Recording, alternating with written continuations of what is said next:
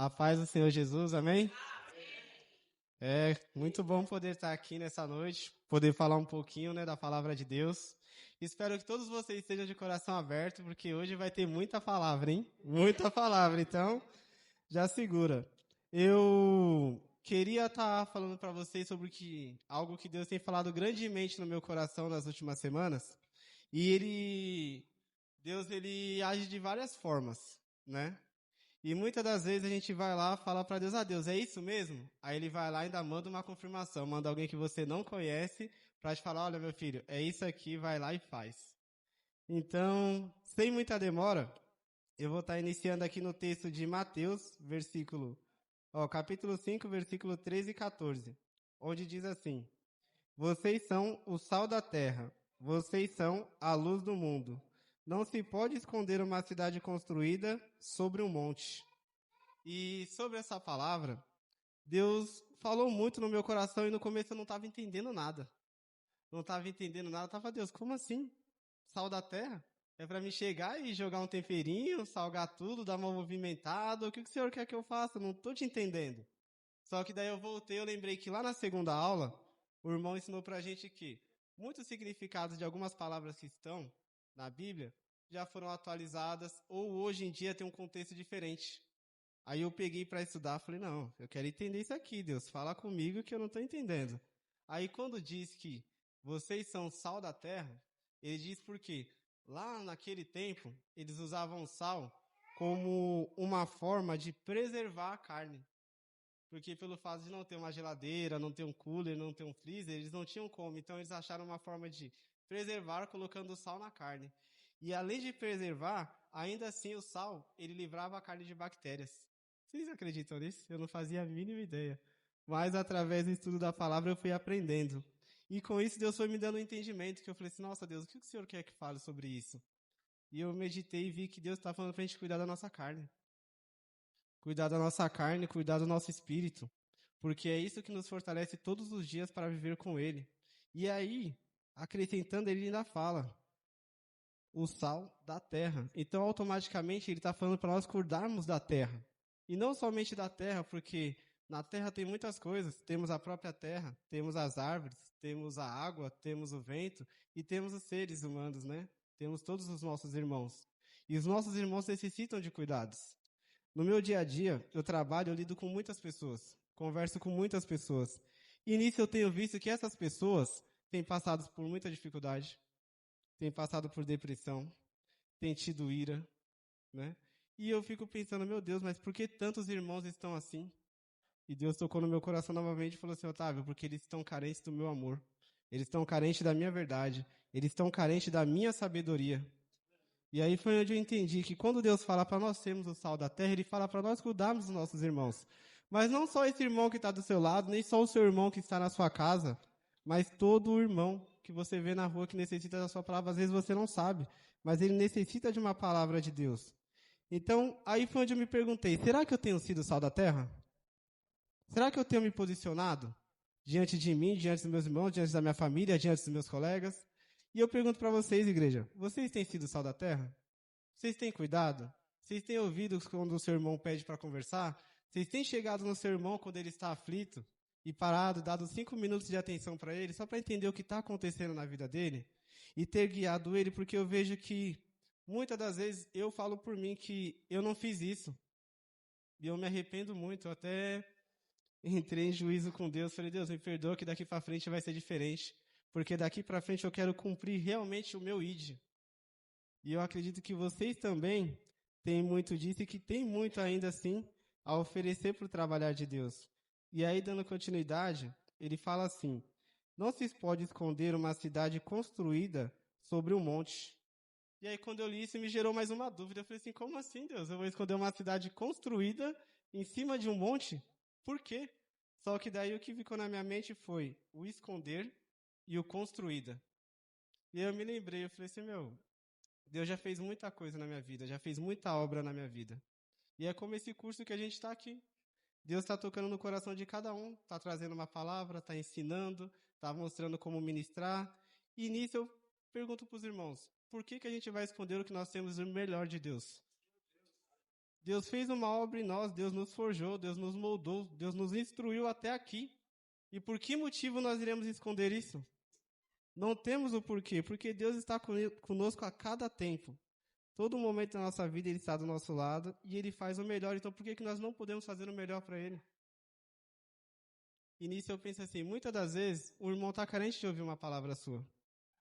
E você está guardando aquela palavra. E nesse meu caminhar com Deus, por mais que ainda é curto, mas eu tenho para mim que ainda vamos caminhar muito tempo juntos, eu já aprendi que o poder da palavra não está em quem fala, está em quem escuta. E através disso é onde a palavra é levada, porque é dando que se recebe. Mas não é eu dando a palavra para o irmão vai entregar a palavra para mim. Não, esse irmão vai levar essa palavra para outra pessoa, que vai alcançar outra pessoa, e essas pessoas serão edificadas. Então, meus irmãos, não devemos esconder nada. Não devemos esconder os dons que Deus nos deu, a palavra que Deus nos deu, o ensinamento e a sabedoria, porque nossos irmãos dependem muito disso. E às vezes a gente nem imagina. E nisso, complementando aqui, tem uma parte que eu vi que fala assim: nossa identidade é ser influência e trazer direção espiritual no mundo. E é onde eu fiquei pensando, falando sobre identidade, qual é o poder realmente de uma identidade? Por que eu preciso fortalecer a minha identidade e do que vale a minha identidade? E com isso eu separei aqui 3 pontos que para mim foram os 3 pilares principais sobre a identidade, que é o pessoal, o social e o cultural. O pessoal, eu vou falar brevemente de cada um aqui só para os irmãos entenderem. O pessoal é quem nós somos, os nossos valores e o que nós protegemos. O social é o grupo a qual nós pertencemos, o grupo do trabalho, o grupo dos amigos, o do futebol de sexta, né? E depois vem o mais importante para mim, que é o cultural, que é onde está nossas tradições, nossos costumes e a nossa religião, que para mim é o mais importante. E aí foi onde me pegou no coração que eu falei assim: Otávio, como é que anda a sua identidade? Quando eu estou aqui, vocês me olham, vocês conseguem ver um servo de Deus, um filho de Deus. Mas eu fiquei pensando, será que outras pessoas que me conhecem por aí fora também conseguem ver isso? Será que as pessoas conseguem ver Deus através de mim? Será que as pessoas conseguem sentir Deus através das minhas palavras? Ou será que elas só veem somente o Otávio? Será que elas veem somente mais um menino? Ou mais um garoto, ou mais um adolescente, ou mais um homem?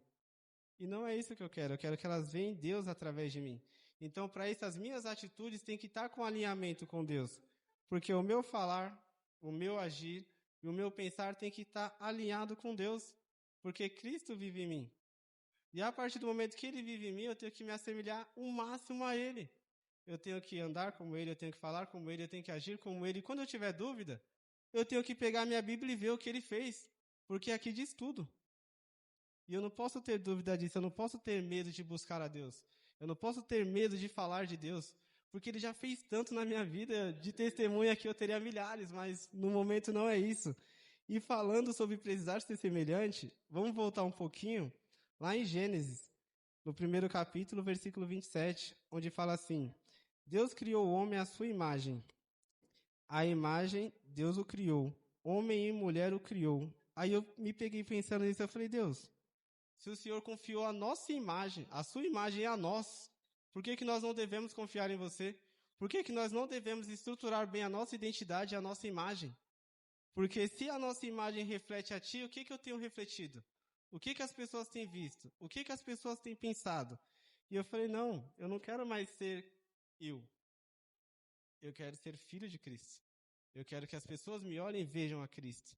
Então eu tenho que cada vez mais fundamentar, e eu entendi que, para mim, conforme Deus me confiou, a imagem dele é a que me dá dignidade, me dá valor e me dá propósito.